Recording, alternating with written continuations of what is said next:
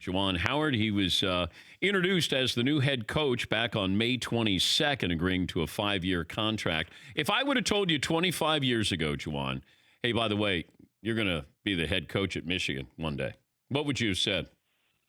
I wouldn't believe you. I would say you're crazy. But did you have designs? Did you ever? When did you start thinking about being a coach? I started back when 2009, 2010 season when I was playing for the Portland Trail Blazers. And I had a really good conversation with Nate McMillan. And Nate and I were talking about just the future and what I want to do after the game is when I'm retired from the game of basketball. And so I was talking to Nate about, well, maybe front office or something like that. And he said, you know what? I can see you as coaching someday. And I said, why? And he was like, well, I just recall the time when I was playing for George Karl and George was and I were talking and he just saw a coach in me. And he said, that's the same thing I see in you. A lot of things that we've been through, and some of your suggestions, and you're always on point. But more important, you're always like caring and giving to your teammates.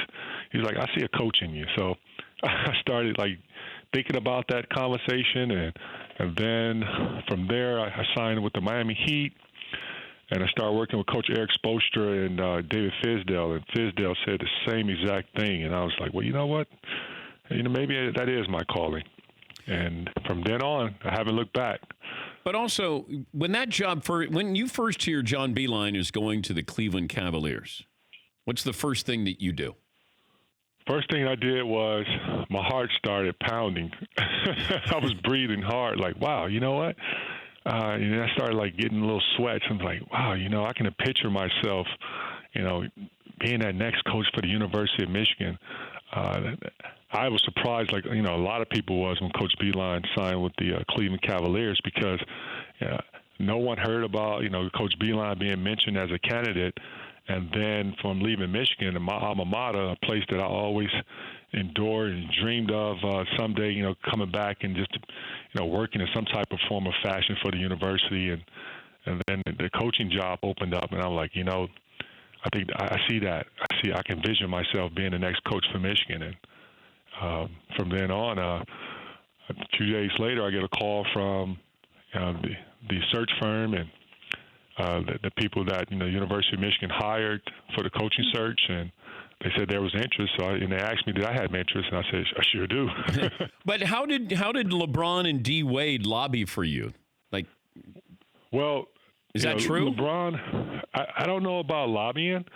I don't know if that's the correct word, but I would say this. They felt that, because that job had opened up, that, they felt that I should be a strong candidate, or if not a strong candidate, should be the next head coach. And I guess you can call it lobbying. I don't know. But I'm like, hold up. Yeah, I guess it is lobbying. But that felt really, special that I have a guys who you've been in the wars with, been in the trenches, whether you won 2 titles with or lost 2 NBA titles, but we've been in a room together. We've been on practice floor together. We've been through some good times, bad times, but the respect level that we have for one another, that meant a lot just to hear that coming from them too.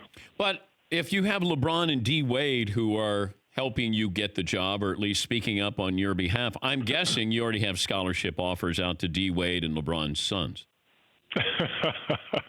They both are very talented. They come from great genes. For more Dan Patrick Show, tune into Audience Channel 239 on DirecTV. Stream for free on BR Live or download the Dan Patrick Show app.